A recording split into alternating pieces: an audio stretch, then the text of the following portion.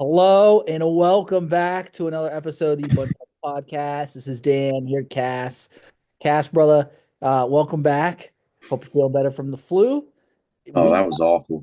I know it sounded terrible. We got luckily this week something to kind of talk about. It's been slow. I feel like um, in Ohio State athletics recently. Obviously, the basketball team they're set to play USC tonight, 10:30. Season's Women's team is destroying Michigan State right now. Yeah, the the basketball season's kind of on the line tonight, but I'm not even no one really wants to talk about basketball. I feel like that's a general vibe in Ohio State within Ohio State's, sports media right now. No one wants to even really talk about basketball. We're all just so exhausted. But we do have the NFL Combine, and that is something I'm actually really looking for. Oh my goodness, Michigan State just hit the craziest half court for the win. Oh my gosh.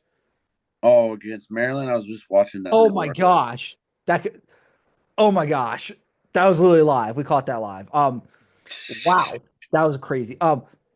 But back to NFL Combine. Like we actually have, something to talk about this weekend. And Ohio has 15 guys going to the NFL Combine.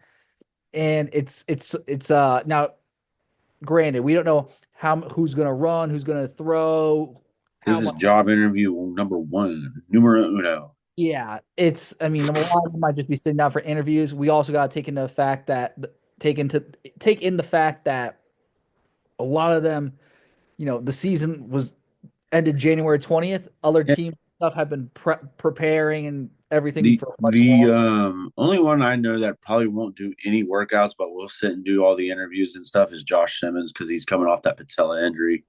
Well, I mean, do you think Seth MacLaughlin's doing it? I don't because Oh no, absolutely not. Those two are probably the only two that's what I think. I mean, I think that those two are definitely that we know for sure. McLaughlin, though. I feel like is going to be an awesome interview. I feel like that's going to be a really good interview. I mean, I think that's where he's going to have a chance to shine. I think Emeka Buko will have the best interview though. Yeah, I could see it. But I just wanted to talk about who are some guys who we should look out for that you think are really going to impress, who might not impress. What are your thoughts? Well, I think I'm gonna go with maybe not impressed, and that's just because I don't think he's gonna do much workouts. And I mean, I don't know. It's hard to say.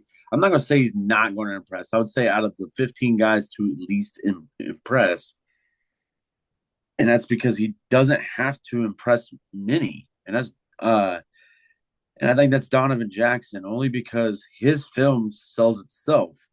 Um, the question, and I'm stealing this from Jeremy Birmingham from the podcast. The question remains: did Ohio State have the best left tackles in the country, number one and number two tackles in the country this year, Hmm.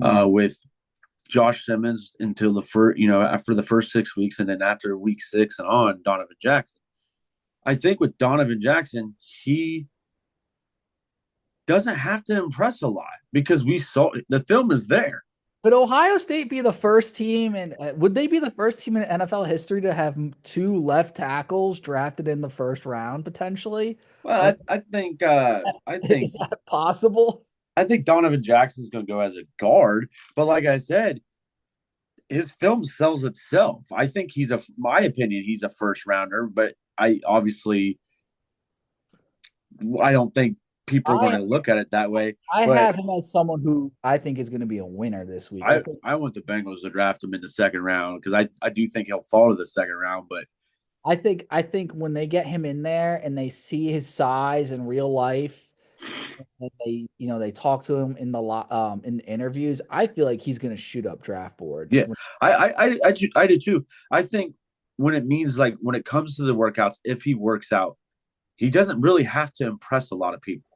I think his interview process is going to impress a lot of people, and all you have to do is put on his film.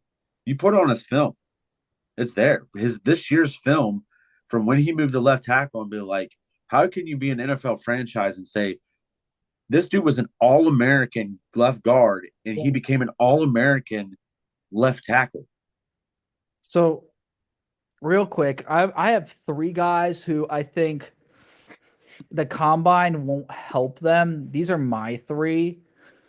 And it's just because the NFL it's a league based off of a lot of genetics. They like freak athletes. They sometimes weigh more into the actual combine like stats and I feel like the actual tape. And these guys are all great ball players, but I don't think they're going to test crazy numbers. First, I have Lathan Ransom. Lathan's is just like he's a great ball player, hard hitter. That stuff's not going to come up at the combine, like his tackling and his toughness. Unfortunately, I could also see him. They can you know kind of nitpicking maybe his coverage skills and his like hips and stuff like that. I think he's going to be a great pro, but I could see them nitpicking Lathan. Um, I think Quinshon Judkins, believe it or not, since he's such a tough runner, but I think there's so many backs in this draft that some of them are going to put up crazy like combine including his numbers. teammate. Yeah, even his teammate. Yeah, Trey's gonna if Trey runs like a Oh, sub 4.4, which is highly likely, that's going to overshadow poor Quinshon, and Quinshon's still going to be a second, third round pick easily.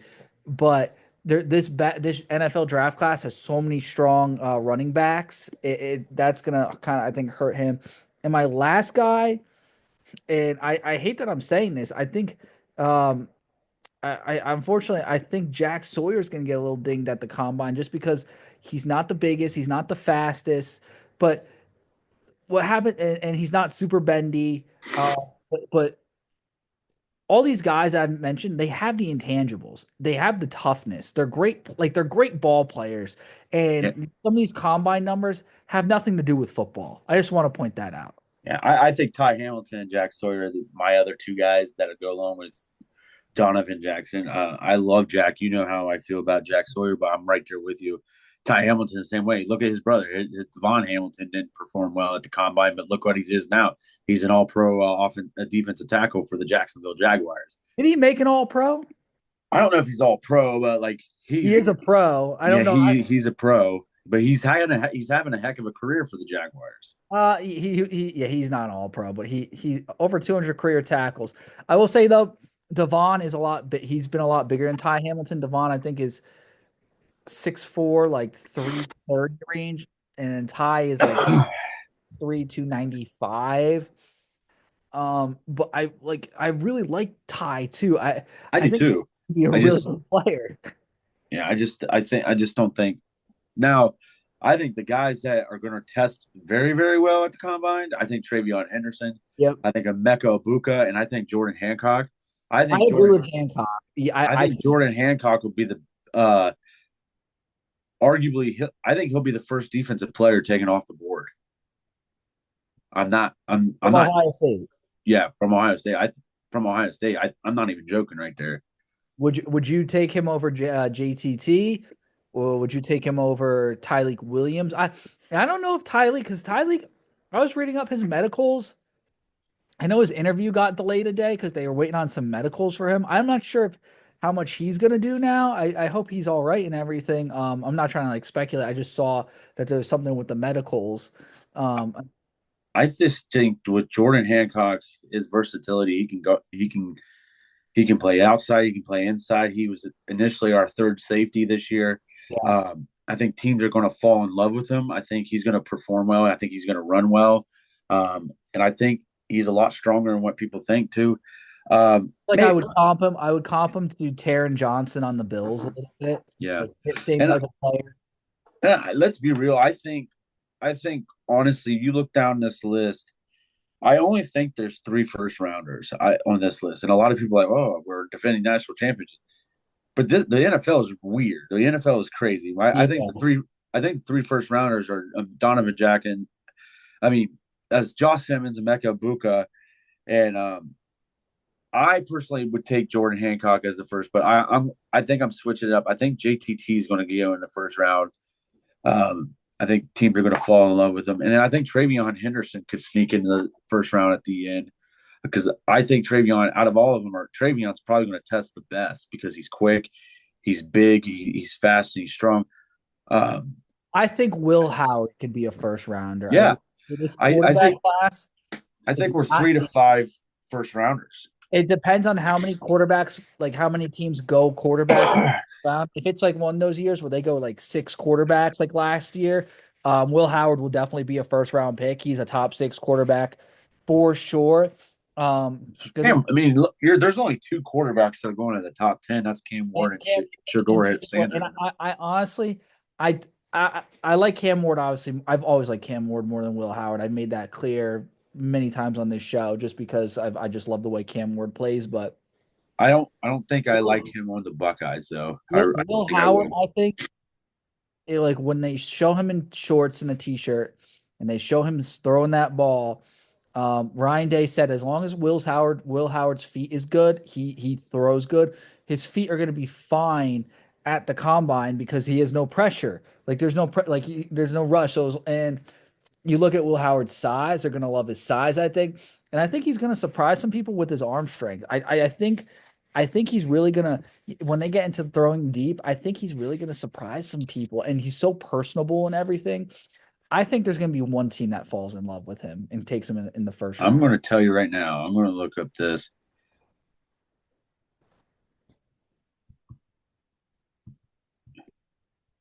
And it could be a late first round pick too. I could see a team like, That's what I'm saying. Like, see a team so like right now, the Raiders trading back into the first round after they made their first yeah. round pick. And, So like, wait, right now, Browns, Raiders, Jets, Steelers.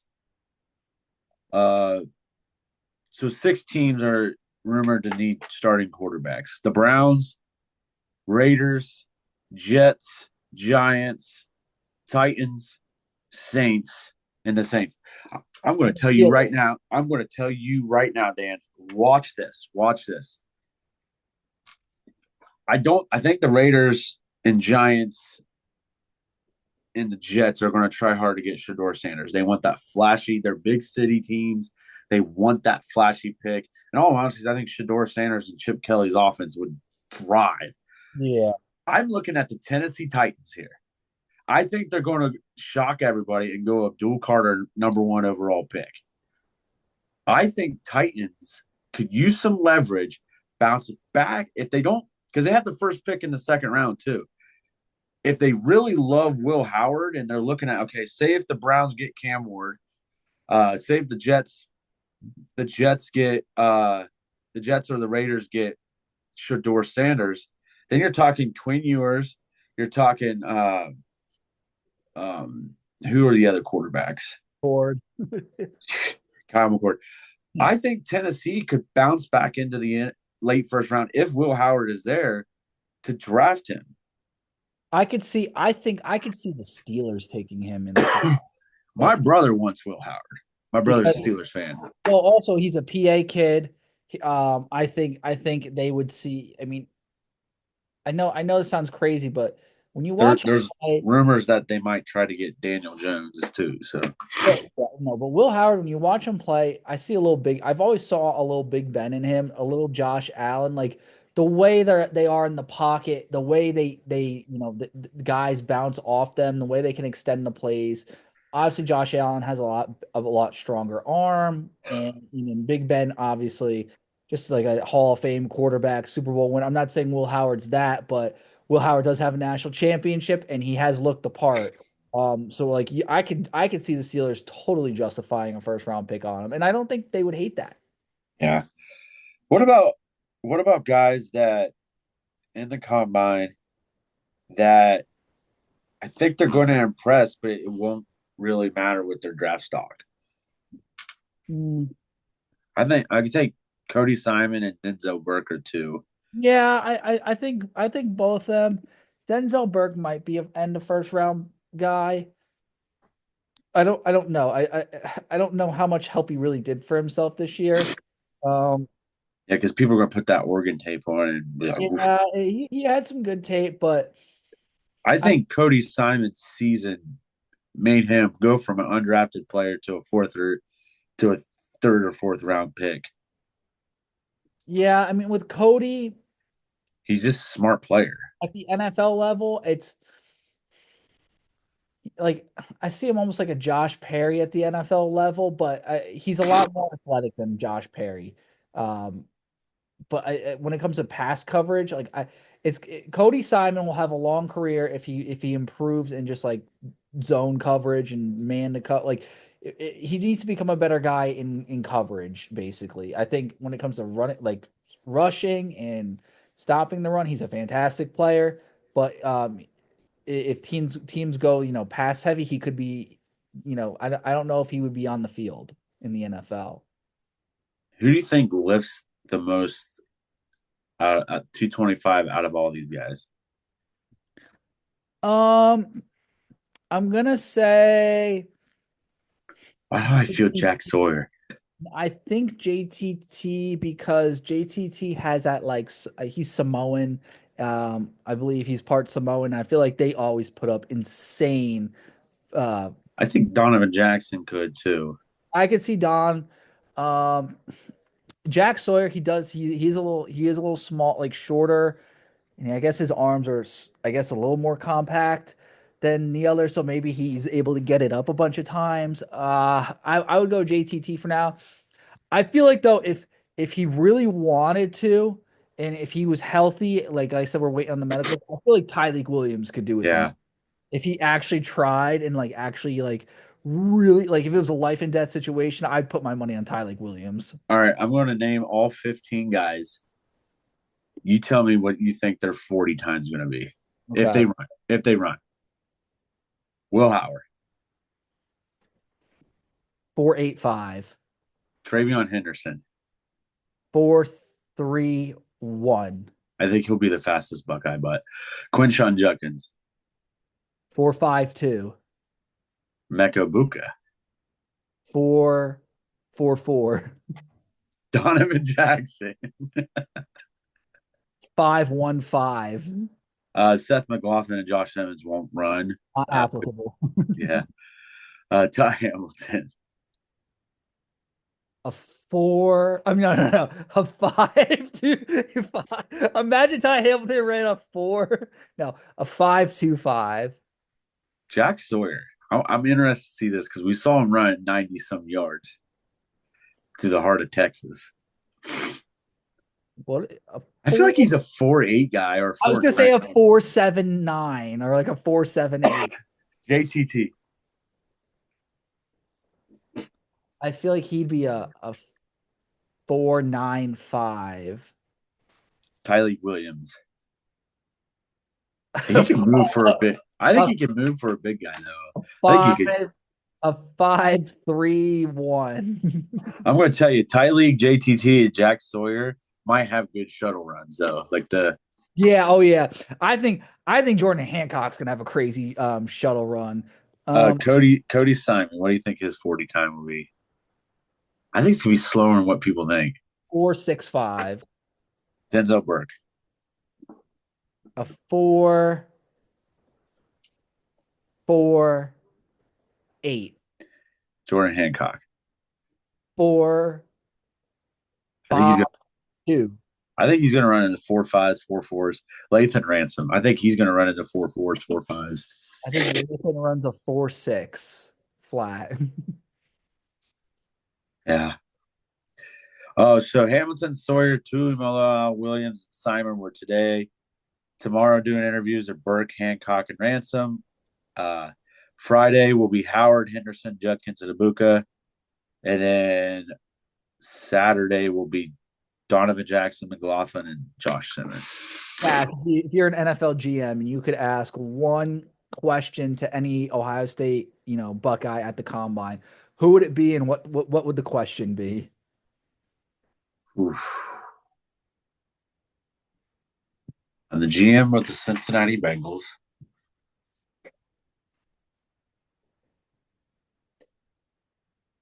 Whew. It's tough. I think I would ask something silly, like goofy, like keep it non like I'd be like I would ask, you know what, something silly. I would ask Travion Henderson who his favorite Star Wars character is. Because that is a weird random question. Well, like, what's a good answer to you as a GM? Like, who would you want him to say? Who would you not want him to say? Well, I don't really watch Star Wars, so I wouldn't know what to hear. So I I got asked this question on one of my interviews one time, and it was, who was your favorite sci-fi character? And I looked down and was like, does Chewbacca count as a sci-fi character? And they're like, yeah. And the only reason why I said Chewbacca is because I like the way he talks, like like. So I think it'd be interesting to like Travion Henderson. I would ask him like something similar to that, and then how he also, like, he's so big into his faith. Hmm. How does he separate his faith from football while also keeping his faith in football? I like it. That's a good, thoughtful question, bro. Obviously, I mean, I would know wouldn't know, but it is like, you know, For me, I would ask a Mecca Abuka. I would just be like, how does it feel? I would just be like, how does it feel being one of like the Ohio State's greatest wide receivers of all time, but never the number one. but never the number one? And would you be okay with being a number two or a number three at the NFL level? And like on a serious note, and see, like, I'm sure he would give a great answer, and I'm just like curious, like what his thoughts would be though. I will say this. I do love Carnell Tate's response the other day about his thought was never to leave Ohio State. And he's like, we're all number ones. I mean, I tweeted basically that whole thing, the Kenyatta Jackson, and I also said the Jim Knowles rumors was not going to happen. I was 2 for 3. The Jim Knowles thing though, like I will say, like they did offer him the money. I just want to point out the money was offered. He just wanted to go, so it is what it is. It was, Yeah, but it's not, not thing. So I also, we haven't really touched base to this because I, since the hires of this staff, since I've been gone, I was sick, and then we yeah. took a week off. I do want to touch base. I think the offensive staff, genius.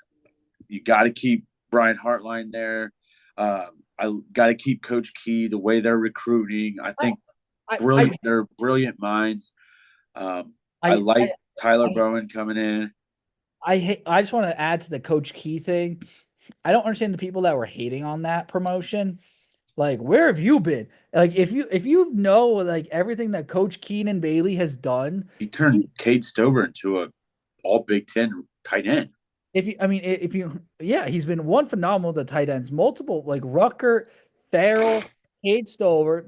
You look what he did with the tight end room this year, where G. Scott, yeah, I mean, not the most talented room at all, and like we were now we it's we the were most talented room in the Big Ten. and but they're 4 guys deep now. It was 4 guys deep last year with G. Scott, Will Kazmarek, Bennett Christian, and Jelani Thurman. Like all played good roles, and then finally you go out and get the guy from Purdue, Max Clare. He's And phenomenal in NCAA, by the way. Coach Key too. Like who remember? Do you remember like someone's got to pay speech the USC Cotton Bowl in 27? Like he's always been a great coach. So I Yeah, love that hire, and I will stand Coach Key all day. yeah, Brian Hartline, Back, same way. back to you. You were on a Bowen. Yeah, I really liked them. I talked to Luke Montgomery and all that. They seemed like to be excited about that. And then you look on the defensive side, genius to promote Tim Walton, who was already the assistant head coach, by the way. People forgot about that. Uh, Matt Matt G, getting a little promotion, and then bringing in Matt Patricia. Now, a lot of people are on the fence about the way his time in Detroit and Philadelphia ended did not end well. But the dude's genius. He got 2 Super Bowl rings with the Patriots. It's going to be so cool how he can turn this defense from a straight up 4-3 defense and 4-2-5 now to what we're probably going to run as a 3-4. And honestly, you look at our linebackers for next year. You're going to have Sonny and CJ Hicks coming off the edge with our middle linebackers going to be Peyton Pierce and Arvell Reese. Yeah, it's And gonna then be you're going to throw Caleb Downs, Jalen McClain, or Malik Hartford with Lorenzo Styles and Davison Igbinosun and Jermaine Matthews. it's gonna be really good, dude. I Yeah. really, it's gonna obviously take some time, and like also Caleb Downs is gonna play wherever I think. And Um, name me one. Okay. College football is slowly turning into the NFL, like the minor leagues of the NFL, right? yeah. Name me one other school that's hiring an NFL staff like what Ryan Day is doing. Yeah, he's consistently getting the pretty good NFL coaches that are just looking for like a rehabilitation. It's kind of like the Nick Saban school of rehabilitation, except he's getting a lot of NFL guys. I feel like Nick Saban would always get like the college guys. Ryan Day is going out getting Chip Kelly, getting Matt Patricia, like proven good coaches, and it's really exciting. Carson, our buddy Carson, he wrote a good article about it. Check it out on silverbulletin.com. He wrote Ohio State football, X's and O's of Matt Patricia, Ohio State defense. Basically, what can you expect from the scheme and O's? Matt Patricia is mastercraft for a reason. Basically, you will likely see a 3-4 big nickel packages on anything longer than 2nd and 6. They'll play robber coverage over the top and have nickel play low in the hole with a free over the top. It's pretty straightforward to play, but miserable for quarterbacks to adjust to, which is exactly what Matt Patricia wants. And he also basically, I'm paraphrasing at this part, basically, he's going to plan for the team. The defense is going to be based on opposing offense, on the opposing offenses. So there's a lot of scouting and like preparation. So the defense might look a little different from week to week. It's a great article. He really goes into the schemes and everything. Check it out. And isn't that what you want in a defense? Is make it look different? It is. I also think it depends. It depends, I think, on the players you got. This year, Ohio State's defense was so dominant. I think once they started playing the two safeties with Downs as the linebacker, there was no lineup in college football that could handle that. I think offensively, I mean that just stumped so many offenses, and obviously there were just so many generational guys on that defense from an Ohio State standpoint. That I think they didn't have to really change who they were. They could just go out and play what they wanted, which was that style of defense. This year, it's going to be different. There's a lot of turnover, but it's going to be cool to see how Patricia kind of implements this. Now, I my one concern is I feel like you have to do a lot of game planning, a lot of scouting. There could be a lot of miscues. They are college kids. There could be some blown assignments. There could be a little confusion from game to game. So that's something to look out for. Yeah, and I think honestly, yeah, the Ohio State's defense could be young, but it's also going to be very old too. In the right spots, I Yeah, think. yeah, in the right spots. It's Like going to be interesting. I Spring think ball is getting ready to start too. yeah, I think the secondary is going to be great. Because you have obviously Iggy. You lose Burke, but you replace him with Jermaine Matthews. I don't think that's a loss. I think He that's a changed his number to number 7. I can't. uh, I think McLean's going to be a stud. I think McLean's basically going to be the new Hancock. Hartford's going to be the new Lathan. Caleb's still going to probably play more of a linebacker role, honestly, because I don't know if they're going to trust Pierce fully yet. I think Pierce will rotate a lot. I think though they're going to find a way to play Caleb almost as still a linebacker because that's what I mean. He needs to be that role. Yeah, it's gonna be fun. Yeah, could be different. Spring area this year, spring showcase. That's okay. The spring game is dead, by the way. It's just stupid that it's like $15 for tickets now. No, last year was 20, so It used to be like five. It used to be it used to free be five. 5 to 7 bucks, and you had to go to McDonald's or Bob Evans or Kroger to buy them. Yeah, And students got in free. it's. I think it's silly. It's And frustrating. you and even if you didn't have a ticket, you showed up. The ushers let you They don't care. They don't care. Come on in. in. Come on in. Come on in. Yeah. So it is the spring game. It's Spring showcase. we'll see. We'll see how it goes. I'm I'm not reading too much into it as usual.